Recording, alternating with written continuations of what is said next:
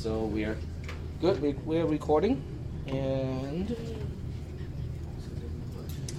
this is our browser. Okay, well, I'm going to start the lecture. Just a reminder of how to find screen recordings for this class. The screen recordings can all be found on YouTube. So the way you find the screen recordings, at least at this point, because I don't think there's anyone recording lectures like this, so cisp310 is unique on YouTube. So what you need to do is to combine cisp310 with the date code of the day that I do the recording. In this case, this is the date code for Tuesday, because it is 2011, the year, 01 for the month, and 25 for the day. So it's always a 8-digit code for the date, and then cisp310, one word. If you press, if you put in those two, in YouTube, you will be able to find the video clips for this class. In fact, if you do it without the date code, then you will find all the video clips of this class. Just like that. Because last week, you find these, different ones because last week I did not realize that I can actually upload more than 15 minutes of video clips. So I was going through the same old routine, chopping it up into 15-minute segments. And that's why, this is actually from almost a year ago. You can actually watch those two if you guys want to. I'm not sure how much it's going to be how much help it's going to be, or how much value it will give you because, we have not really get to those topics at this point. But that's basically how you look, for the video clips for this class. Yep. Do you have also your other classes that you teach? I have only started to do this 453. Yeah. Yeah, 453 has some video clips, but I was not able to get everything to work until the last 2 or 3 classes or last 2 or 3 weeks of spring 10. So you can only find a few video clips for that class. I do have a lot of cisp300s, like tons of it, 500 clips or so. I mean, you guys can click on the channel, and you can find out how much stuff I have created or put onto YouTube. 567 as of now. And YouTube has not complained yet. Yep. Any questions about finding the screen recording? Now keep in mind the screen recording is not a replacement for coming to the class. Okay, this is still a full 100% face-to-face class, which is the way I like it. Okay, I don't really like teaching online classes because it makes it too easy for me to just kind of goof off and not pay attention to the class. This way I have to be here and you guys can yell at me and say, "Tag, I got a question, stop." Okay, but if it's an online class, you can't really stop the train. Okay, but in a face-to-face class, it is so much easier to teach a class. You guys can stop me and say, "But Tag, you forgot to explain da-da-da-da-da, and this stuff is not connecting." And I can always stop, slow down, or go back a little bit to re-explain certain concepts. So I really like, face-to-face classes a lot. Hey, any other questions related to the screen recording stuff? You can download, I know most of you know how to download this stuff, so I'm not going to stop people from downloading this stuff. Keep a copy on your hard drive if you think it is going to be useful. Just keep in mind that each one is going to be close to 2 gigabytes, so it will take up some space. Yep. What software are you using in the back end? Back end as in doing the recording? Actually using on your little Linux distribution. The back end to, do you mean the operating system or do you mean the tool? What command line software are you using for this one? Okay, I got your question. And I can show you exactly how I do that. I wrote a script to do it because I can never remember the options myself, and that's the only reason I wrote this script. And if you look at it, okay, this is basically most of the command line. It's just ffmpeg. And it does a wonderful job with the sound quality as well as the video quality. I got nothing to complain with this program, but it only works in Linux, with X Windows. If you try to do it in Windows, it does not work because it doesn't have the necessary hook to do the screen capture. This is just a little script, so I can, instead of recording the entire screen, I can also make it record just one smaller window, out of the entire desktop. So it has, some flexibility to that. Any other questions? So in the first exam, you will be asked about FFmpeg and what options I have to use to do the recording. Well, luckily this is recorded, so we can pause the frame on YouTube and write it all down and memorize. Exactly, and the exam is going to be open book, open notes, open web, open Google, and open YouTube. So you can watch YouTube during the test. So we don't have to memorize it. We just have to memorize the links. The only thing is you probably have to fast forward, a lot of stuff, that. Doesn't Open Google imply Open YouTube? Doesn't Open Google imply Open YouTube? Yeah, but you need to bring your own headphone, because otherwise, or you can try to rely on the closed captioning. Good luck. Yep. Can we use our own device like laptop to make a test, or you have? You can use your own device. You can use your own computer to take the test. But I have one thing to warn you. If you take your own laptop computer, they will not let you connect to the wired network if you do that. So you will be stuck with a wireless, and right now the wireless network is not working. So you just kind of have to think, okay, what are the chances that something might go wrong with Wi-Fi on the day that you're taking the exam? Does it happen a lot? Wi-Fi got disconnected. I brought my laptop last time and I wasn't being able. Well, let me put it this way. They make Wi-Fi jammers, so if someone, wants to be mischievous, they can bring a jammer on campus, just put it next to room 152, and and the worst thing is they can turn it on, like 5 seconds every 2 minutes. That would be the worst thing, because it seems to connect most of the time, but at the critical moment to turn in your answer, it does not connect. Yep. Does this someone have a doctorate last name that's UK? No. No, I'm too cheap to buy anything like that. I just walk around and harass people.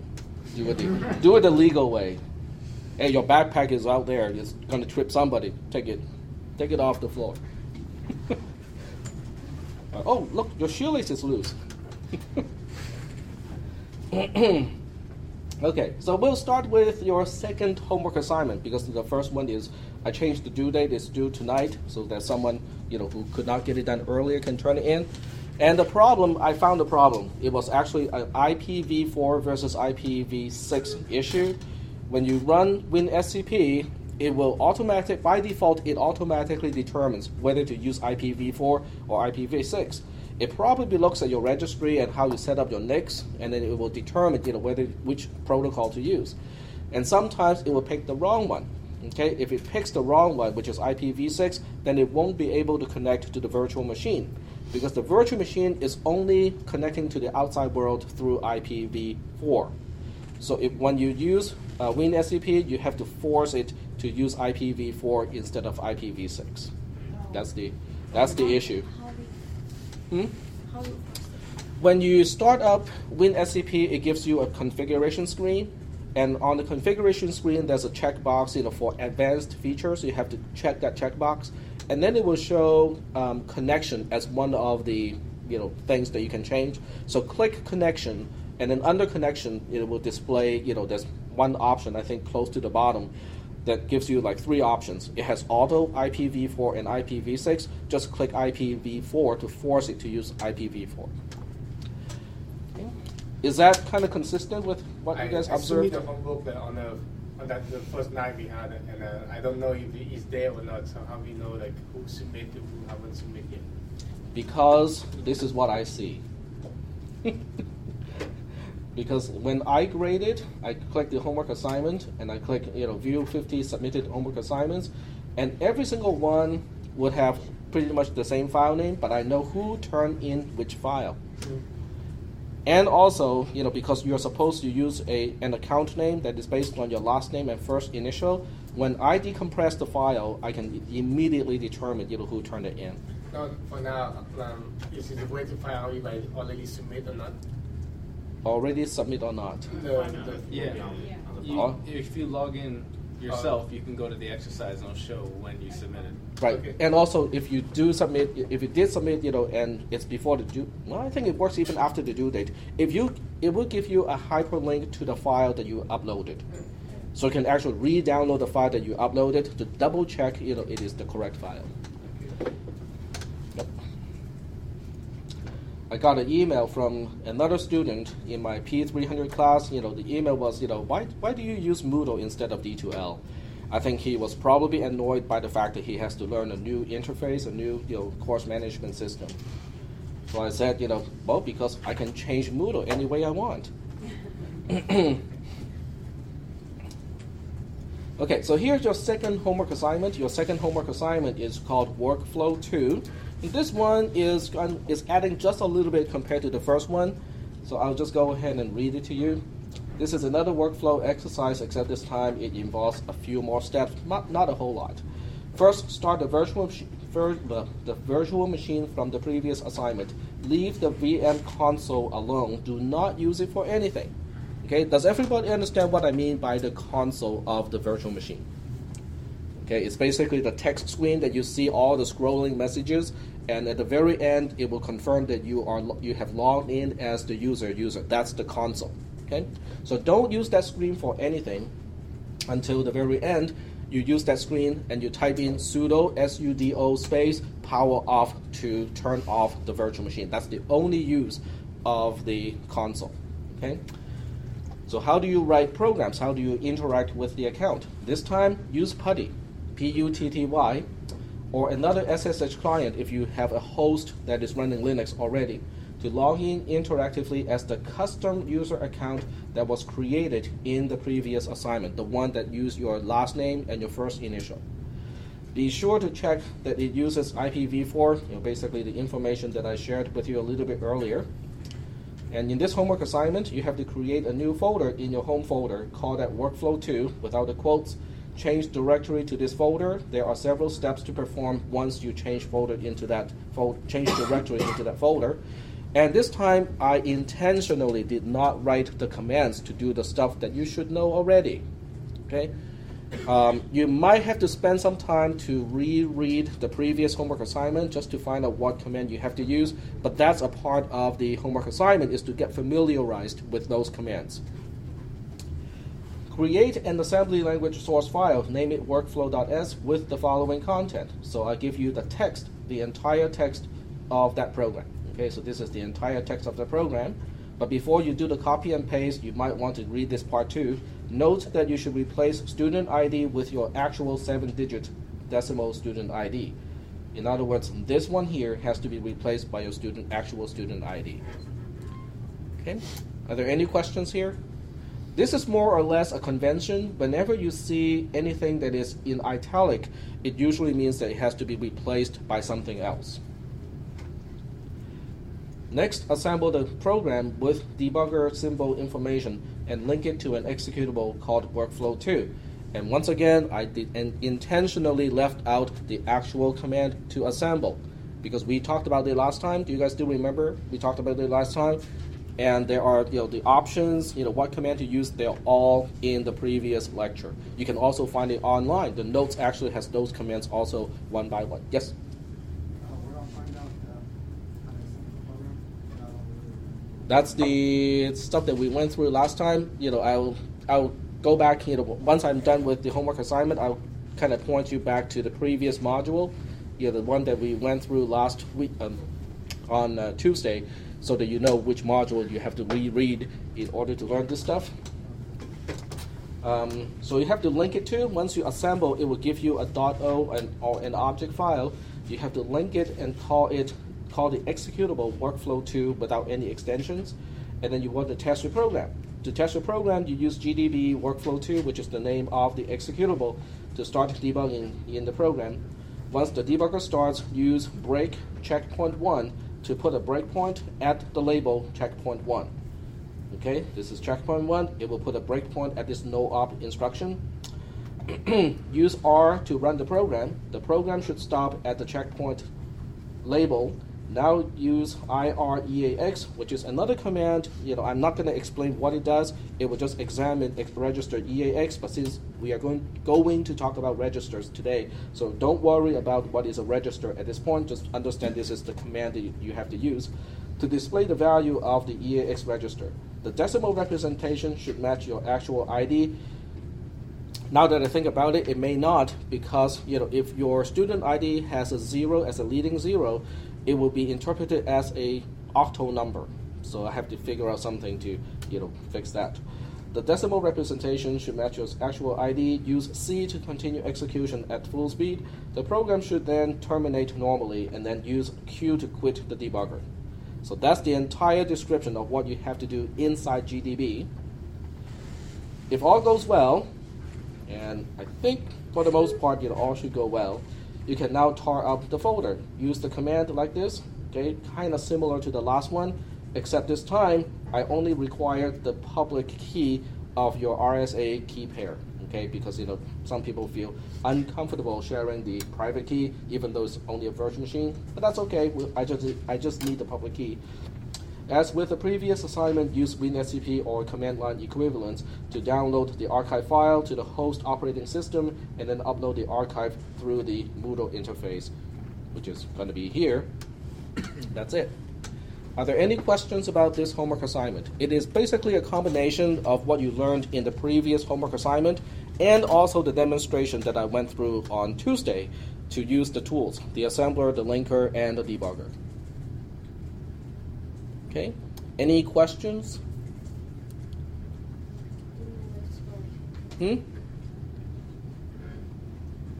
So that if you, like me, I have the virtual box on my laptop. So if you want to do assignment, I just have install Putty and tell or SSH to that virtual box. My suggestion is don't use VirtualBox and use QEMU. Yeah, just do everything that I tell you guys to do with the previous assignment. The QEMU folder is all set up. There's nothing you have to do. You just double click on the batch file and it starts up. So I think that would be the best option, so that your setup will be identical to everybody else's setup and the instruction will apply directly to your setup too. Okay? Yes, sir. So at the end we use the tar GZ file we send out to you. That's labeled that and stuff like that. Say again? We send the tar GZ file to you. Yes, okay. In the command, the tar command, whatever name is after the F option, in this case, tilde/workflow2.tar.gz, that's the file that it will produce. This is the archive file that is the result of the tar command.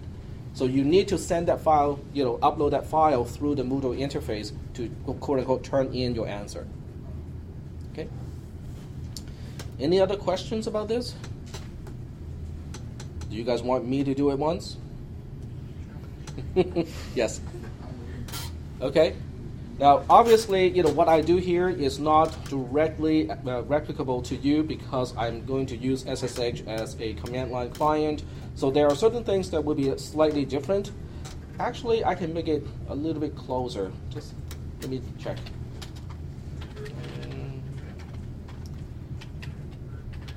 And I'm going to use the SH version instead of the BAT version because this is a shell instead of a batch file. And let me make sure it starts up correctly with the right options. If anyone has an older computer that does not have enough physical RAM, which means you cannot give the virtual machine 512 megabytes, change that number. Okay, I think in this case the virtual machine only needs about 200 megabytes. Okay, at the most. You can change this number to 256. I know that for sure, without really hurting anything. So that way, an older computer will still be able to run the virtual machine, even though you don't have that much RAM on the computer itself. I'm still booting from the D drive, so I have to change that to a C drive, assuming everything is already done here. Everything else should be the same. So let me see if that works. And it did not. Okay, so what did it complain about? Cannot initialize KVM, it will disable that. Level sensitive IR. Okay, I think I have not installed the machine yet. That's why it's complaining. Oh, never mind. I was confusing myself. Never mind. I was confusing this class with cisp310, where students actually have to boot from the hard drive, but in this class, you boot from the CD-ROM drive. Sorry.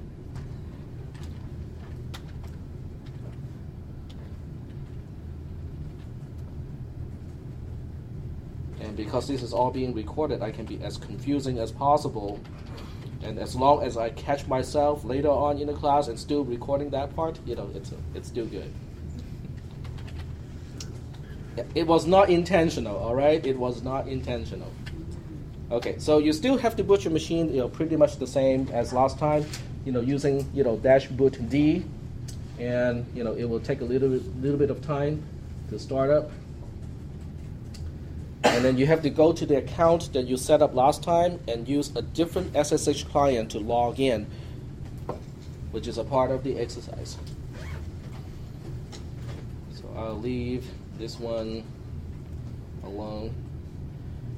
They turned off the KVM support or the hardware acceleration on these computers. If you're running this on a PC that you have control over, you want to go to the BIOS and make sure that you turn on all the virtual technology support mechanism of your processor.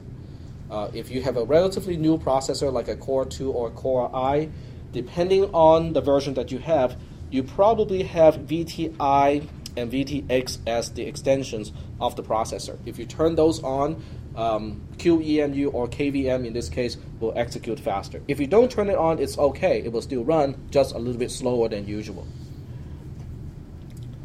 And it's almost done. So can you show us how to turn it on? I may not have access to the BIOS on this computer. I can try, but I will have to interrupt the screen recording. Just the steps. It depends on the BIOS too. What works on an HP today may not work on an older HP.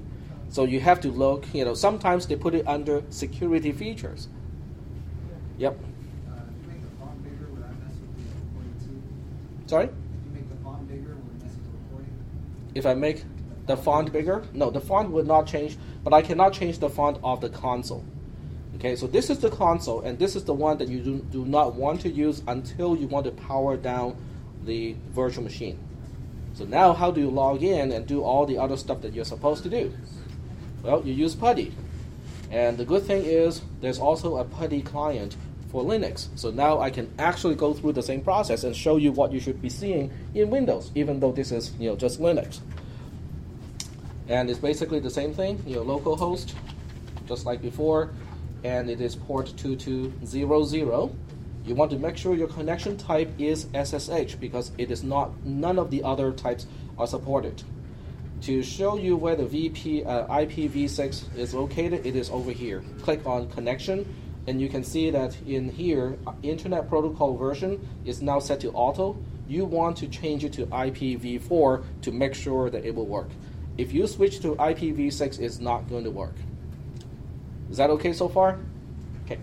And it's the same thing with WinSCP. WinSCP and PuTTY share the same code base, and as a result, the configuration of PuTTY is directly applicable to WinSCP.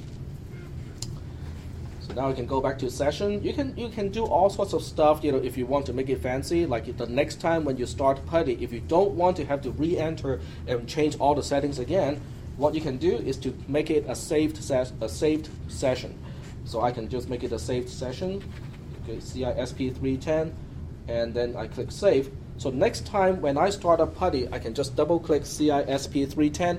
It will remember that the host is localhost. It will remember the port is 2200. It will also remember it has to use IPv4. So it's a convenient feature. You don't have to use it, but it does make the workflow a little bit smoother. Are we doing okay so far? Okay. Excuse Yes, sir. me. For Yes, PuTTY, ma'am. even in our home, is it like localhost and this port number? Yes. Because the virtual machine is running on the very same machine that is running PuTTY, and that's why it is localhost. Potentially, you can do something like you can have the virtual machine to run on a different machine and use PuTTY to remotely connect to that machine, but that takes quite a few more steps to kind of make those two talk.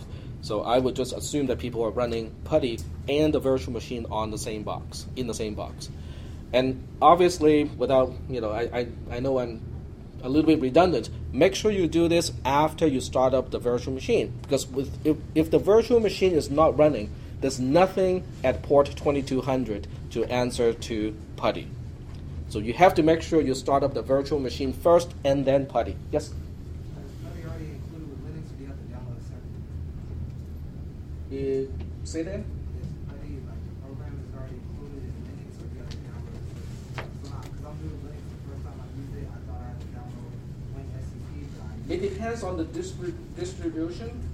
Most distributions will use the command line SSH, and even that is not a standard. In other words, if you just set up a basic Debian installation, it does not include SSH.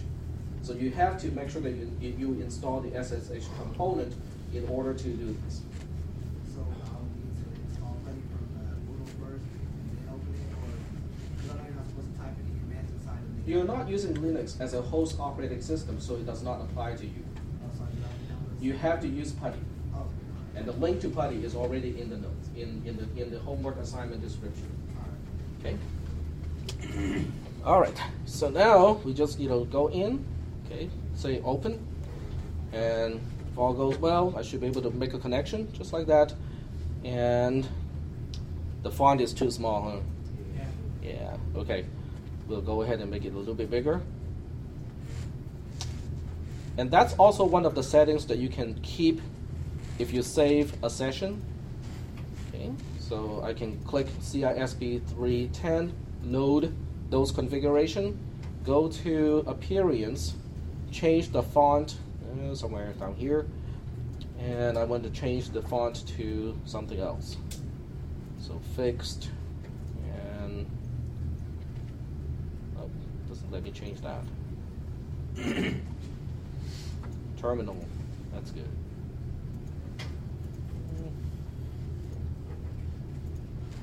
Change the size of the font. It's not very variable.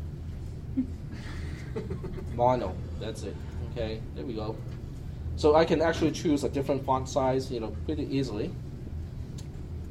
And if I go back to session and save it again, it will also save the font size as a part of the session, which is nice. And everything is ready now. I start it up, and I have a huge window this time. Login as, I have to log in as my last name followed by the first name. No, I think you guys only have the last name, right? No, it's last first. Last plus first? Okay, I think mine is only set up to the first name. Maybe. I can't remember. I can't even remember which password I used. I tried that already. So, let's see. Did I even set up an account? Yeah. I set up O'Neill. Okay, so I'm Jack O'Neill now. He got a little bit overweight. We were going to say the same thing. That's the only thing we can think of, huh? Okay, O'Neill J. I think it's 1, 2, 3, 4. Yep, that's it. Okay, so I just logged in as quote unquote a student, and everything else you have to do it through the PuTTY window. Okay, so you don't want to do anything with the console. Do everything through the PuTTY window. Now, why do I want to go through all this trouble when, hey, what is the problem of using the console to do everything, just like last time? How many PuTTY windows do you think I can open at the same time? As much as you can. Well, there's a limit, okay? It's only limited by how much RAM your PC has, okay? And typically, I think most people, can only use up to like 4 windows before, things start to get confusing.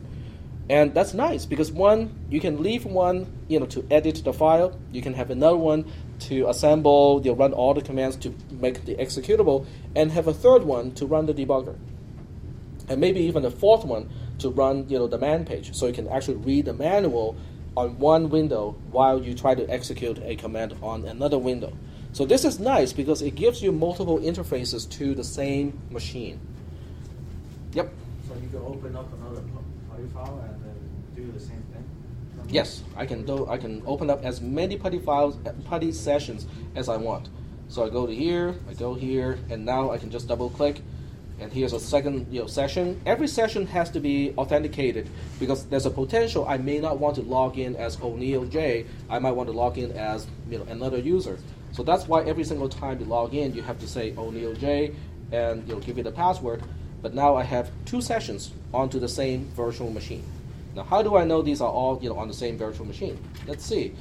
Create a folder called workflow 2, and obviously this is not what you are supposed to do. I do it here just so to catch people who are copying everything verbatim from the video clip. Okay? So since I tell you that I'm doing this to catch people who are doing this, I'm hoping that I would catch no one at all. Someone's still going to do it. Well, in that case, I have to say, they deserve it. Yes, sir. Yes, ma'am. You said the Windows that depends on the memory, right? So if you turn on the box, let's say we give 512 megabytes for the virtual machine. No, the virtual machine, there's only one virtual machine running. Yeah. PuTTY uses very little memory. So you know how many memories it would take for each Windows for PuTTY? For each PuTTY, I can find out. I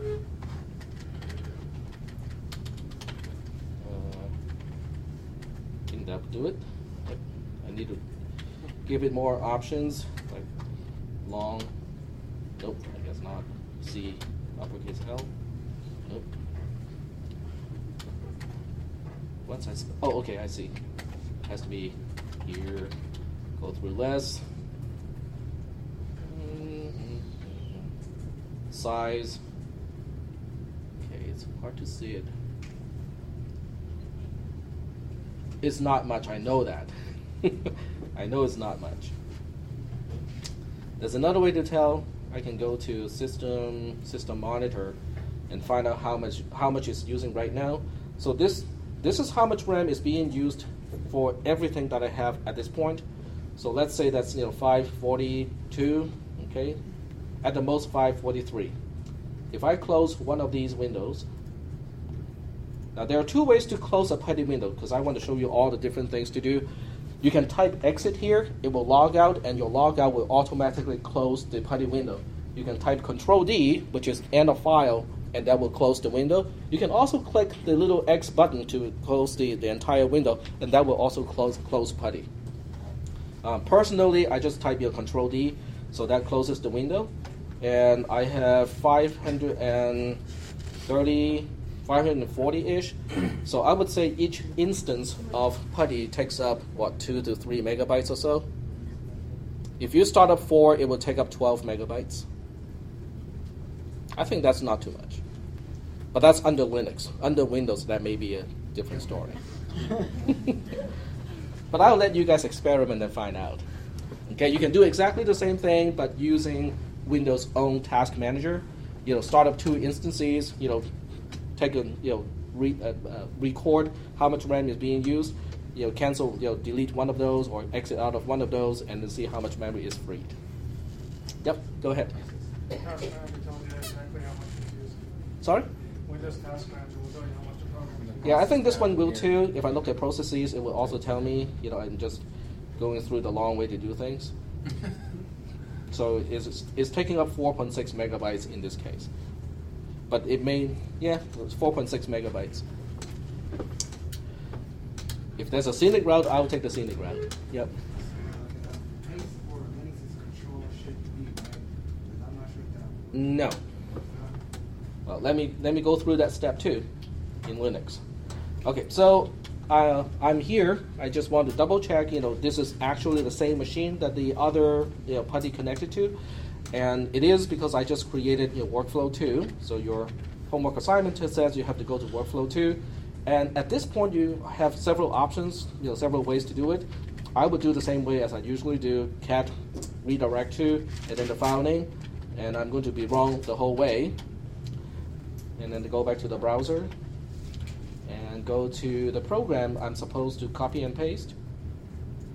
You cannot do this with the console, and that's the other reason to use PuTTY, is you can now do a copy and you go to PuTTY. In Linux, you use the middle button to paste. In Windows, you use right click to paste. And I think since this is PuTTY, right click will work too. No, does not.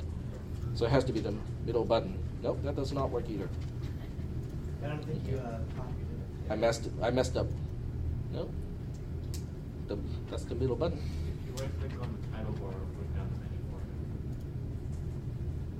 menu bar. Nope.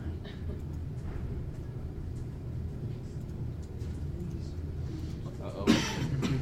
Doesn't like to paste the content. I don't know whether to right click or middle button. You're running PuTTY in a Windows button and a Linux box, so I have no idea. Well, it's pasting something. It's not pasting what I wanted to paste. That's the problem. Okay, this homework got way too tedious now. Yeah, so just Well, it is so tedious that I can. write it. Whoa, what are you doing? I'm pasting, really. Forget all the clicking sound in the background. It's just something else. I'm really pasting. Oh yeah, that copy and paste is quite slow. Okay, I'm just testing whether the hexadecimal, the octal number will interfere with this program. So I will do this.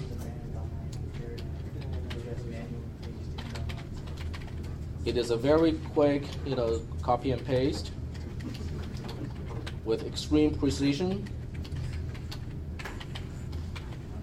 Hey, I only made autocorrect for the. There we go. Okay, so the program is now pasted.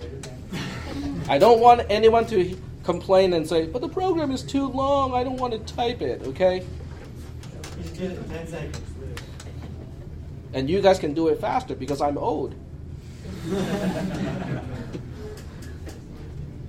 All right, so getting back to this homework assignment, next assemble the program using debuggers information, including debug information. So it's just, AS dash T steps. I think it's dash. 2 dashes. -O to specify the output file, and then the output file name, which is wf2.o. I'm going to mess it up and just use some other name, okay, just so that you guys cannot just copy it. Okay, junk 9999 after expression. So it's not taking it because in an octal number, you cannot have 9s. Okay, so that means when you type in your student ID, do not type in your leading zeros. Is that making any sense? Okay, so that means I have to change the instructions to reflect that.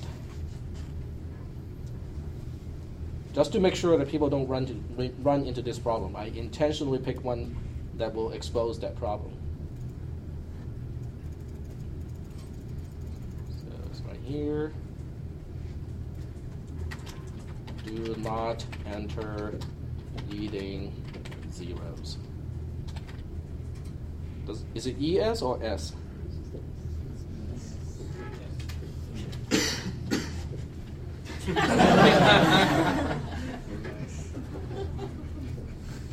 Because I know heroes has an E.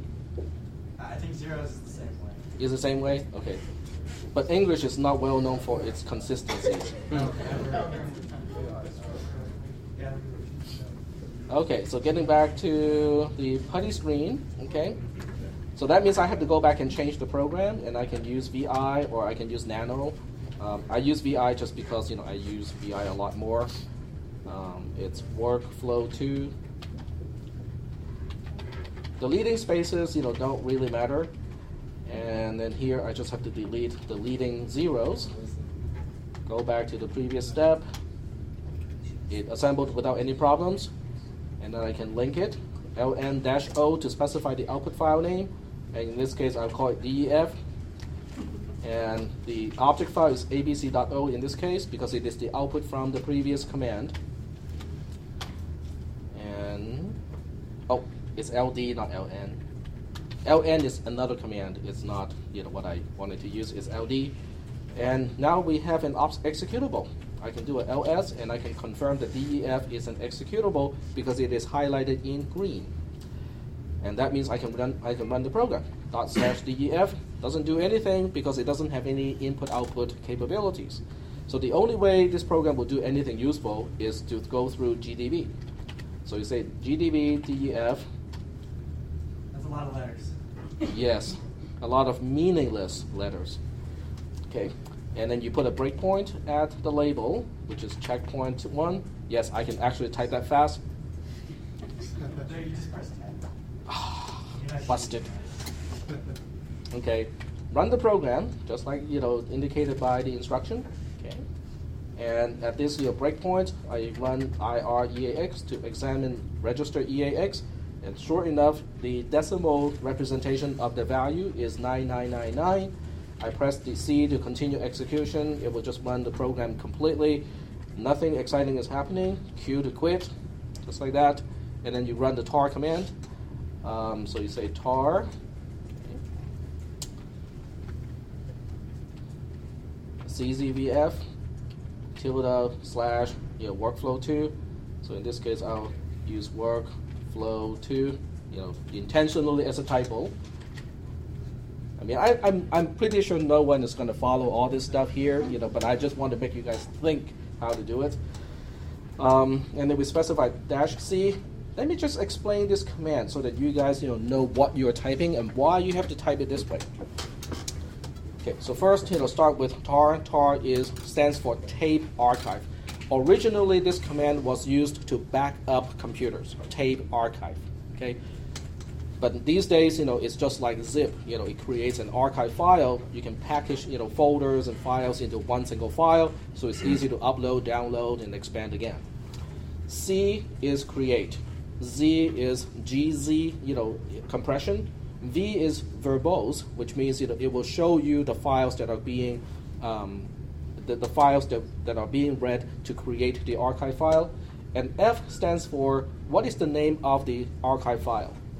And whatever is following the F specifies the archive file. So in this case, the archive file name is tilde, which is the home folder, /, which is a separator, and then the file name is workflow2.tar.gz. Are we doing okay so far with the commands, the options of the commands? That -C, this is an uppercase C, specifies I want to change the folder, for everything else, following this. I'm going to change the folder back to the home folder. In other words, when I specify what folder and what file that I want to archive, I'm looking at things from the perspective of the home folder itself. It's not from the current directory anymore. It is from the home folder's perspective. So from that perspective, it has a folder called .ssh, and inside that, will be your ID rsa.pub file. I don't have it because I have not gone through the keygen step, but you have to go through that because you already have that file available.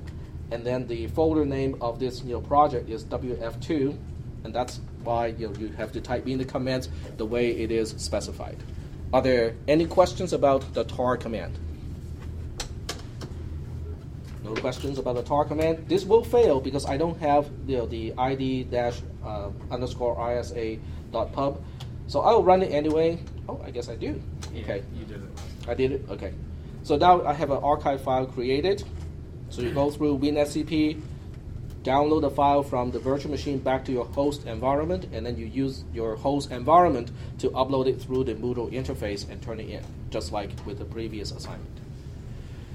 Are there any questions? No questions? Think you can get this done in a week or so? Wow. Maybe.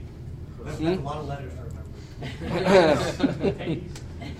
And for those of you who are interested in the tar command, or did not quite get every single thing that I said a little bit earlier, man tar, and it will show you the gazillion options associated with tar. Sorry? That took a long time to load. Well, So this is tar. Yep. So I don't got a middle button on my laptop. So is there like a You don't have what? key I can press it? Okay, say that again. I don't have a middle button on my laptop to cut and paste. So what would I use instead of like? Well, since you will be using Windows, right click is paste. Sorry, Yeah. right click and I should be like Yes. If you're using Windows, right click is paste. Yes.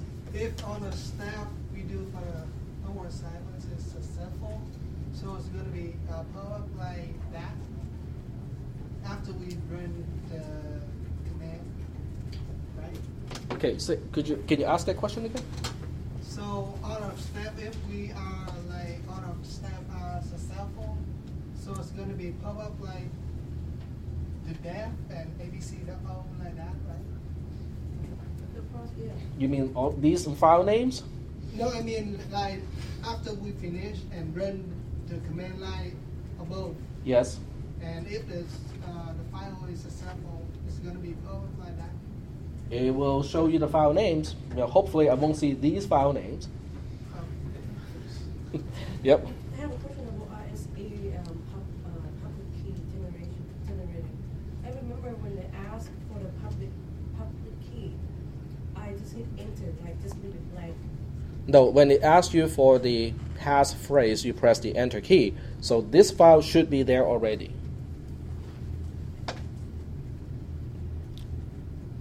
SSH keygen will ask you about several things, like where to put the file, what is the file name, and it will ask you to input an optional passphrase. And I told you guys to just press the enter key when it asks you for the passphrase, and that has nothing to do with this part. Okay. Any other questions about this workflow to homework assignment? No? Yep. After this, we just like turn the virtual machine off and we are done. Well, after you download the machine, the file from the virtual machine back to your host environment, then you can go back to, you're done with PuTTY. Okay, when you're done with PuTTY, you can always, type exit or Control D to log out of PuTTY. So I'm just going to press Control D here. I log out of PuTTY, and I can go back to KVM or QEMU in your case, and I type sudo power off.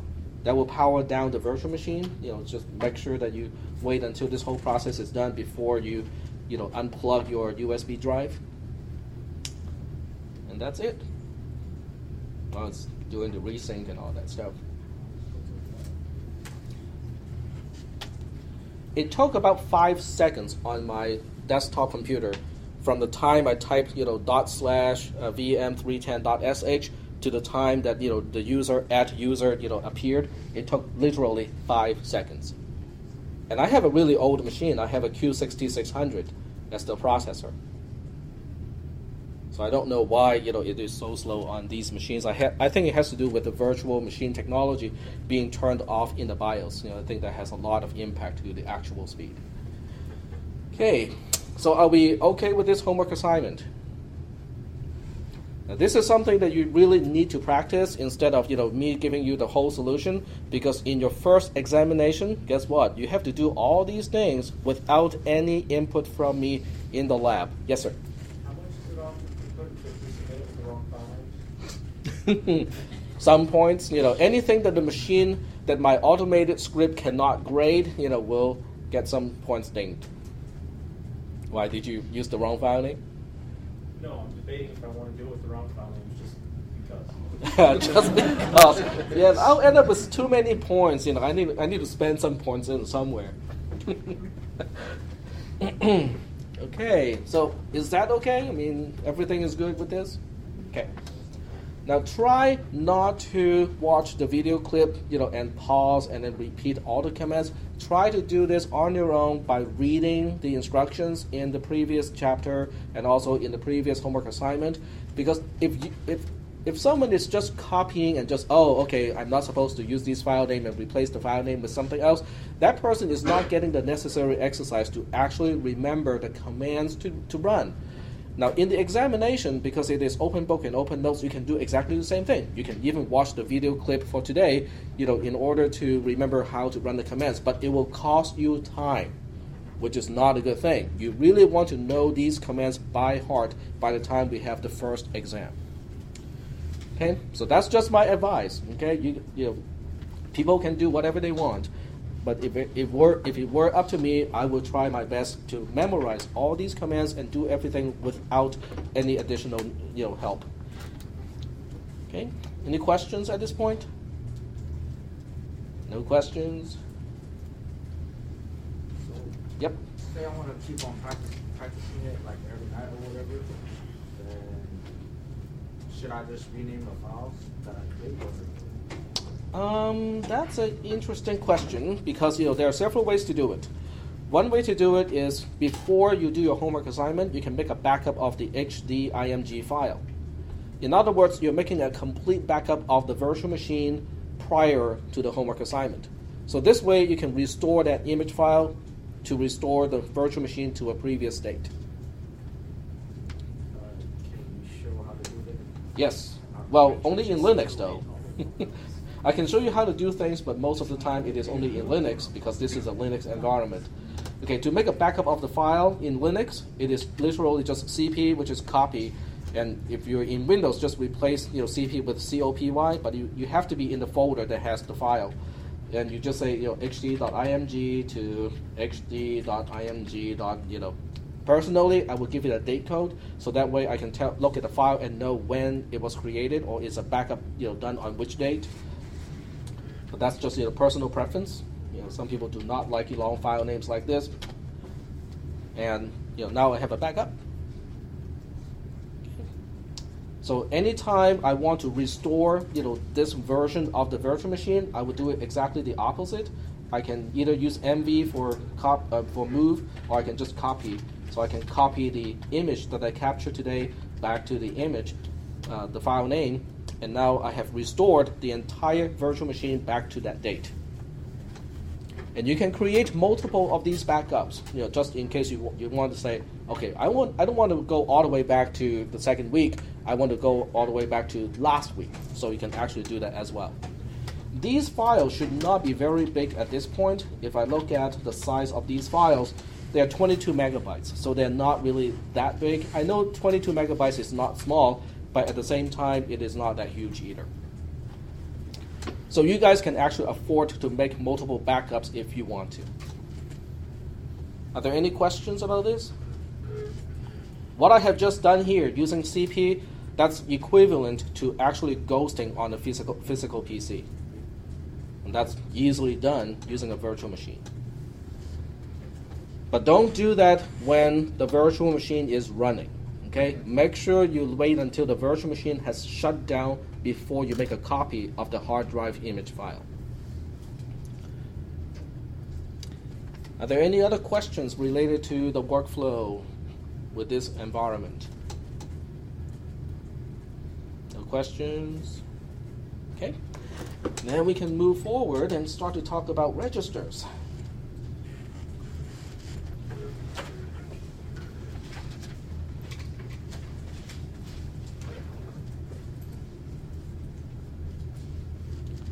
Someone may actually think that this is a waste of time, learning command line interface in Linux. I mean, this is so disconnected, with reality. I can do exactly the same thing on my cell phone. Drop down to a terminal, change to root privilege, and now I can do anything I want on my cell phone. Move files around, make new directories, nuke directories, and so on and so forth. Yep.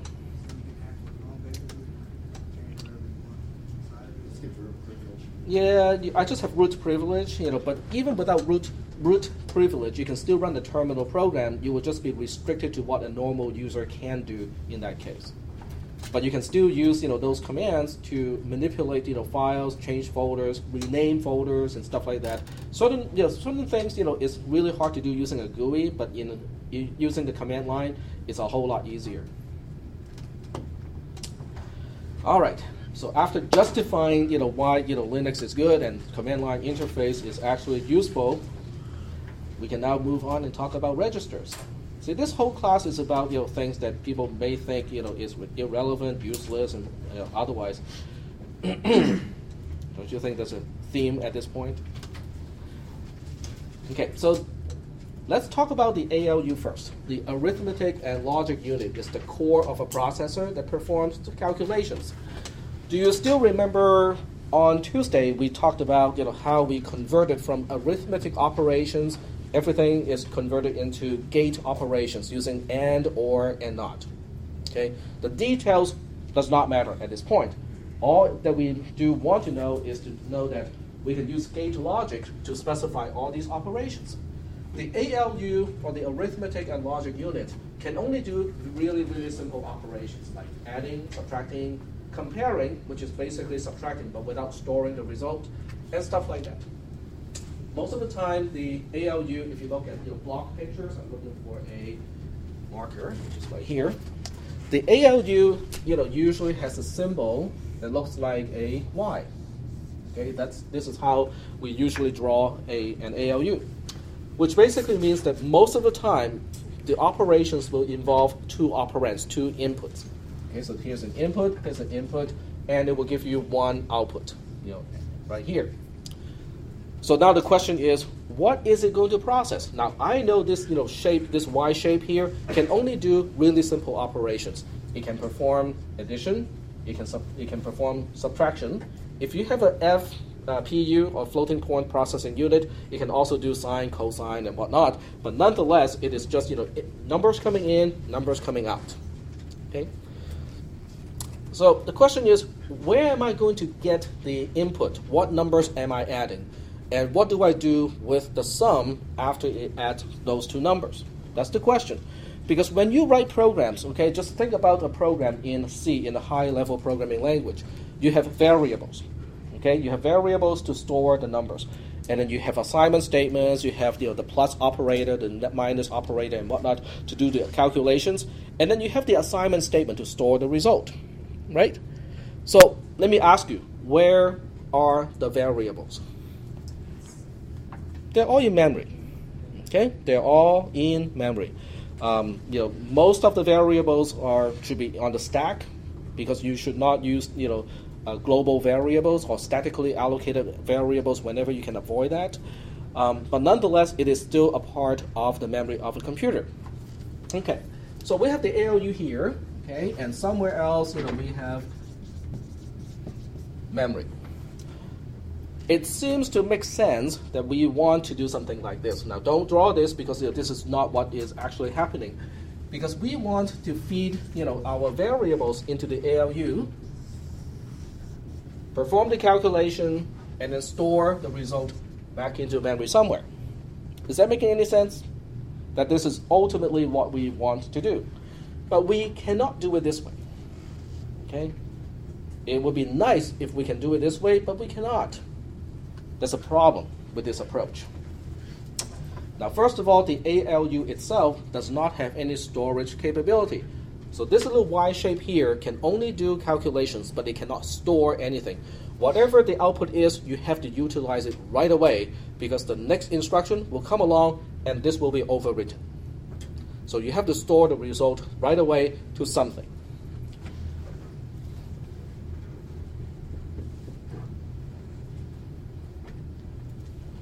The next slide talks about memory.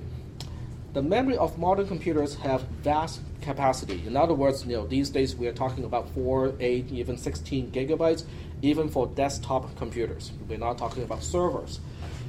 And 1 gigabyte is 1 billion bytes, or roughly. So we are talking about lots and lots of addressable locations. Memory can be used to store data and code. In other words, your variables will be stored in memory, as well as your program will also be stored in memory. As a result, it makes sense to connect an ALU to memory so that an ALU can directly access the values to feed an ALU, as input for the calculations, and to store results directly back to memory to store the result back. If you think about it this way, let's say we have x plus plus.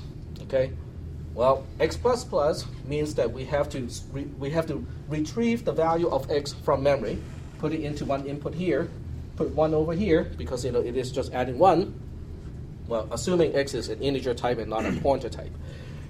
Whatever the result is, has to store back into x. Is that basically what you think should happen, right? But there's a problem. The problem has to do with the speed of the processor, of the ALU, and also how fast you can access memory. That's the difference. That's the problem that we have. So I want you to kind of paint a mental picture at this point to kind of have an analogy of what is the speed difference between how fast the ALU can perform calculations and how fast can we retrieve information from memory and how fast can we store data back into memory. So the analogy looks like this. Okay, a person in a room like this is the ALU. Okay, I have a calculator.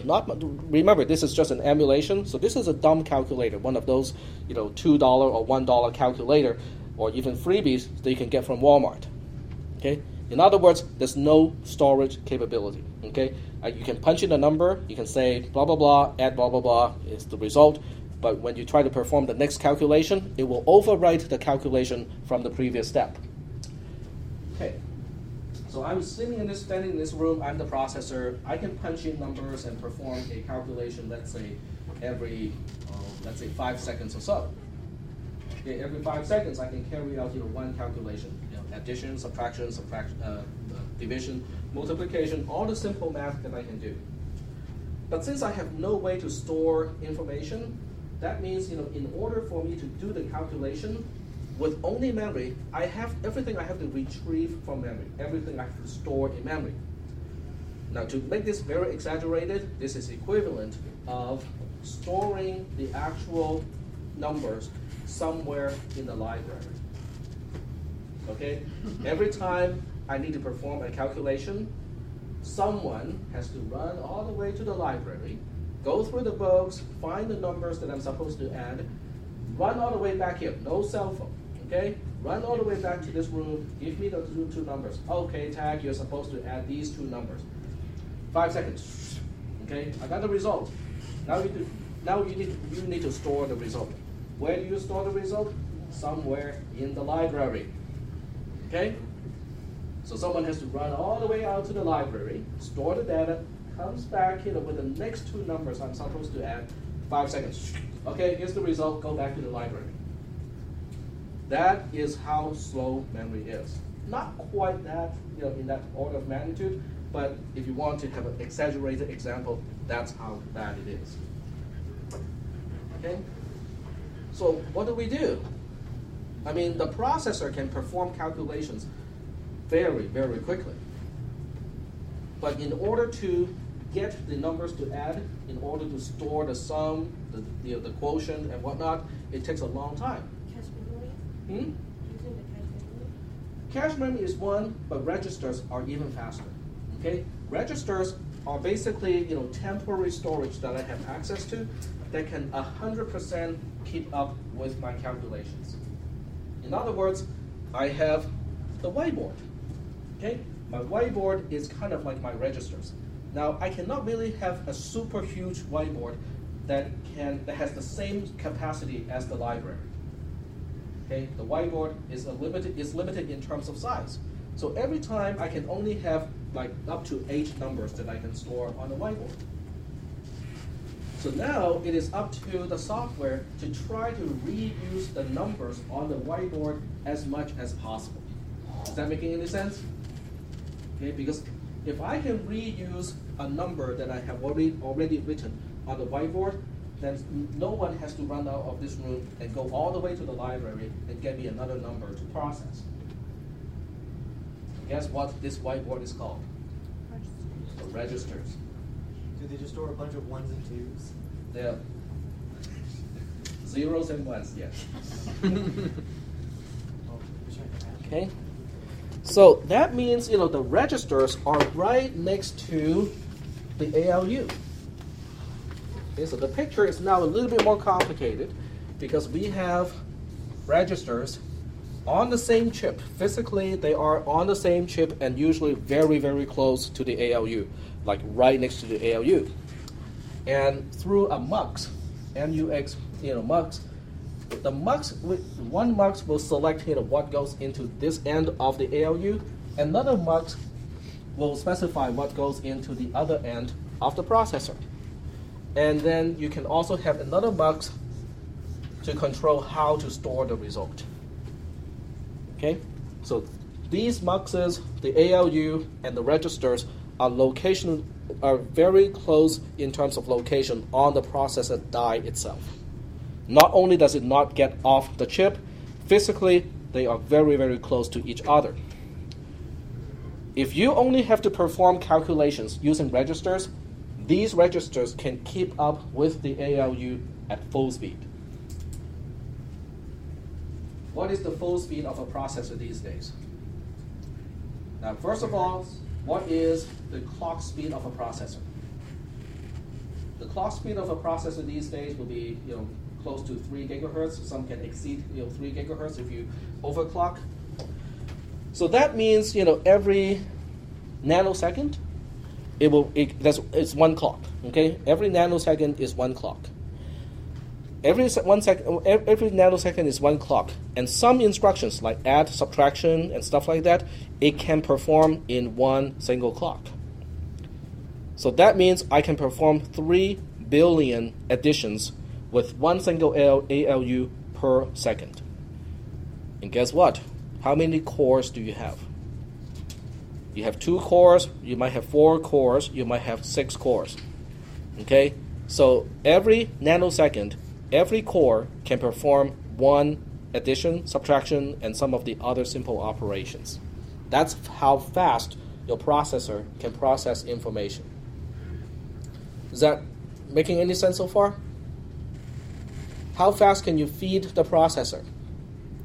What is the memory bus speed these days? It's up to 1600 megahertz, 1.6 gigahertz these days. So, well, I should not use the word hertz. It's basically transfers per second.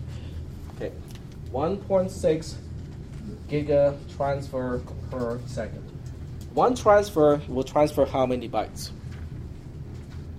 Depends on the width. Okay, if you have, what is the term for putting 2 slots of memory of the same size? Dual channel.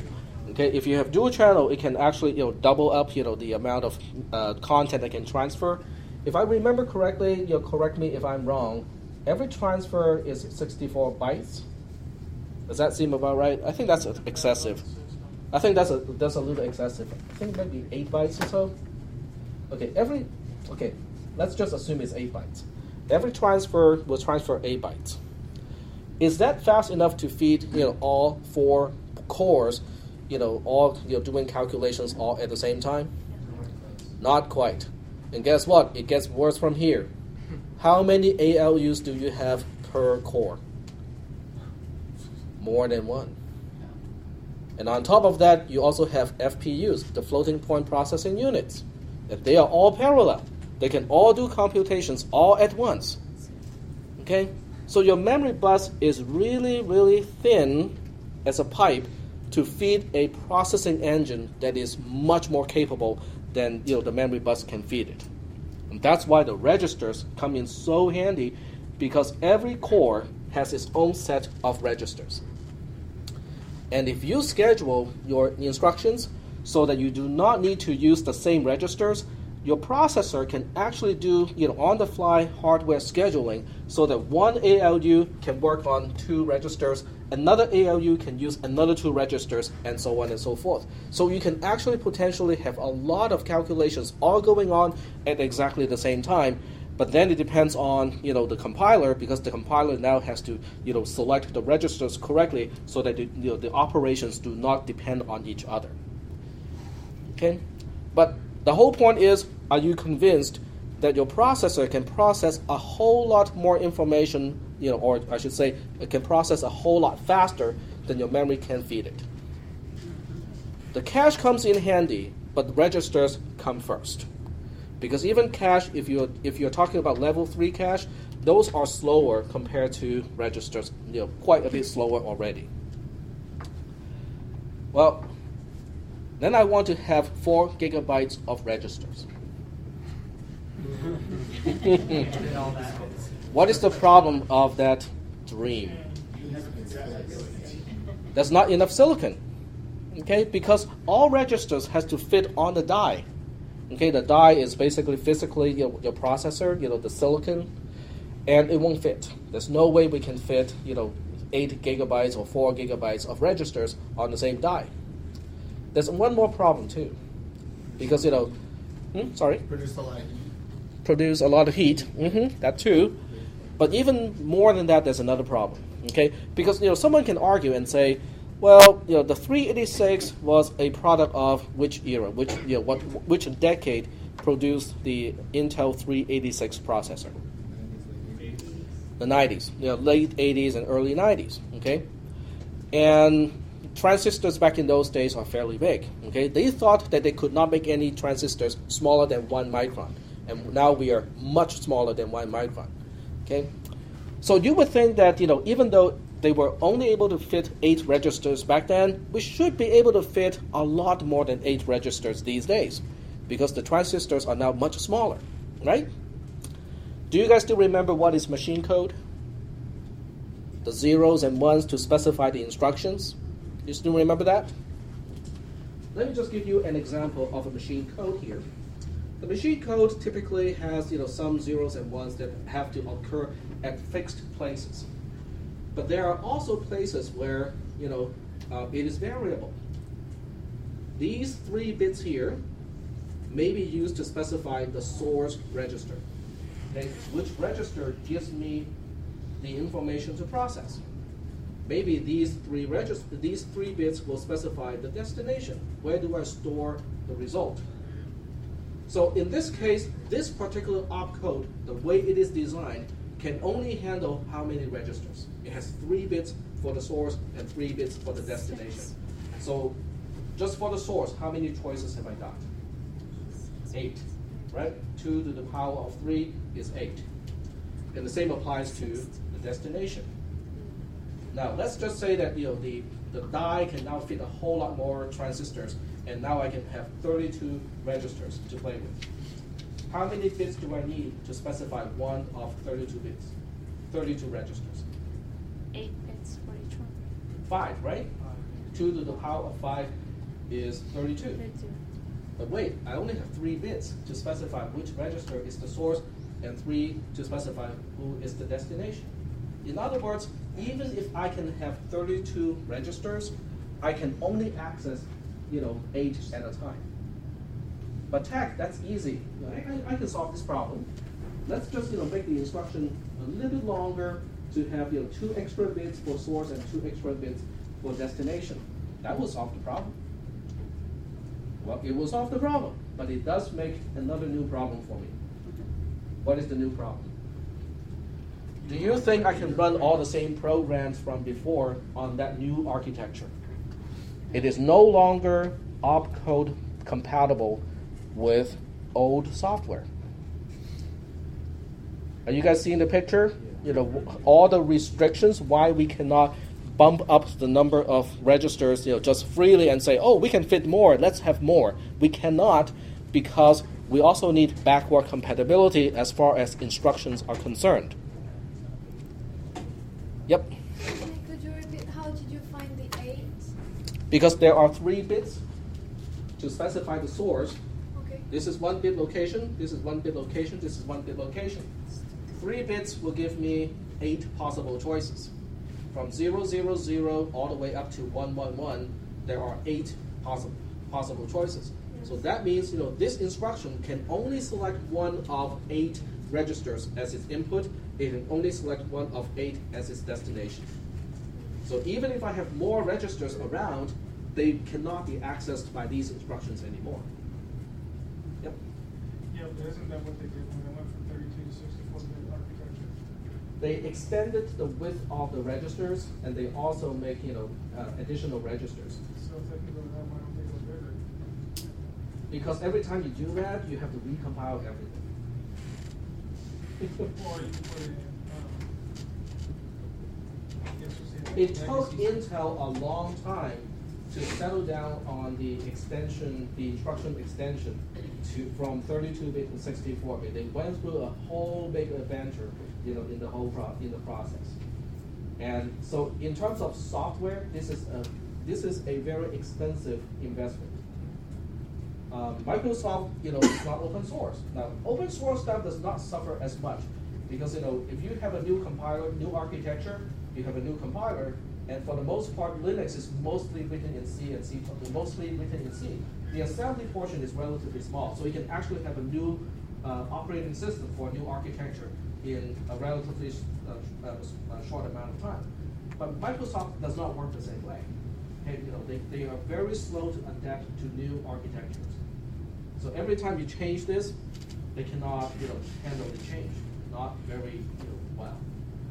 Yep. Would increasing the size lower the speed by kind of making a chain of instruction longer? Yes, it does. If the opcode is longer, then it will take more memory access just to find out what is my next instruction. So yes, if you have an architecture, and you run the 32-bit version of an operating system, and you compare that to the 64-bit version of the same operating system, the 64-bit should be slightly slower because the instructions will be a little bit longer. Are there any questions so far about the importance of the registers and why we cannot have a whole lot? No questions? Okay.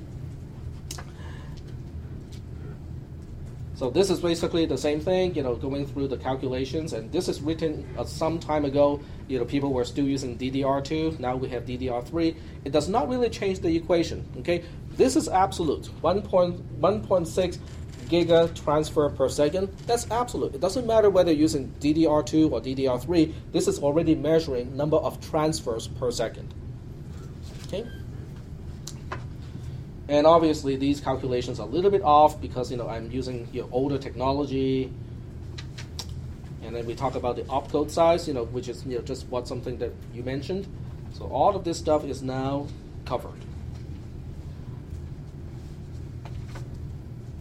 And the solution is to use registers, okay? Which we also talked about already. And we also talked about how having more registers can be a disadvantage because you will need more bits in the instructions just to specify which register supplies the source and which one is the destination to store the result. Sorry, I have a question. So if the data is coming from the ALU and you store it in the registers, does that mean the register is going to get full by any time, or that data will gonna lose the data when we turn the computer off? Registers are volatile, just like memory. So when you turn off a machine, the registers will all be clear. Okay. They are only here to store or supply content for the ALU for the most part. And if you can, try your best to try to use registers, to feed the ALU. The Intel architecture allows you to use memory to feed the ALU directly. But that means those instructions will be slow.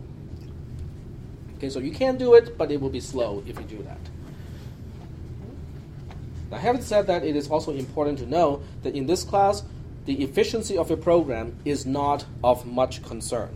Okay, we want to get the instruction right, but not really have too much concern about the efficiency, because trust me, most of us, including experienced programmers, cannot beat a compiler these days for cranking out fast code.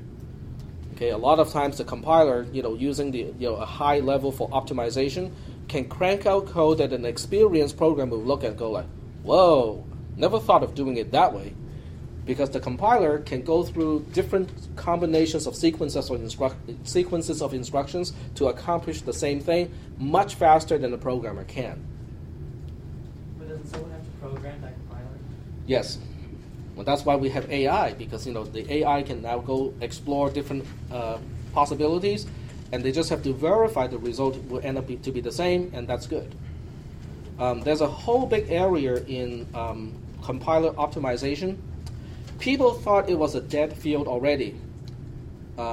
Maybe in the 90s or so, people thought, compiler is basically a dead horse because every single possible optimization was already invented and is a done deal. As it turned out, it was not quite a done deal, because now we have multi-core processors. And optimizing for a multi-core processor is a whole lot more complicated than optimizing for a single-core processor. So there's still a lot of work to be done with optimization for a multi-core environment. And this is something that we have also seen because of registers. Instructions need to be able to specify memory locations and registers. And some architecture allow an instruction to specify a mixture of registers and memory. In other words, if you look at this picture here, you can specify this input, the left side, to come from a register, and then you can specify the right-hand side to come from memory location. It will be slow because every time you touch memory, it will be slow.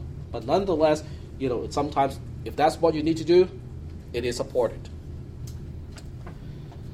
Other architectures, and this typically apply to Sisk processors, and we will refer to these terms, fairly frequently in this class. Sisk stands for Complex Instruction Set Computer, and RISC stands for Reduced Instruction Set Computers. So they're basically opposing philosophies of what is the best way to make a computer processor.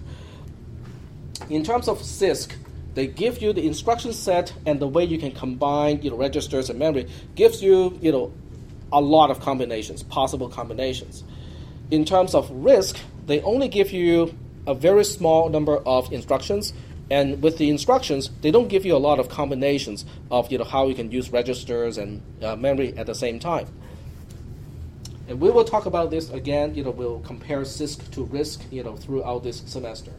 Other architectures, however, partitions instructions so that only certain instructions can access memory, and these will be RISC-type processors. This scheme enjoys the benefit of an extremely small number of opcode. Most architectures that partition memory access instructions are RISC processors. So, right here we have, two examples. My cell phone runs on an ARM processor. The ARM processor is one of the most used RISC processors. And the instruction set of the ARM processor there are instructions to get something from memory. There are instructions to store something into memory. But whenever you want to add, subtract, compare, and so on, you can only use registers for those purposes. On the other hand, my PC, my desktop computer, is using an Intel 386 type processor. It is a Sisk processor. Now that gives me a lot of flexibilities, because the same instruction, like let's say add, can take, one side can go from a register, the other side can come from memory, and then the storing can store back into either the register or into memory. It gives me more options.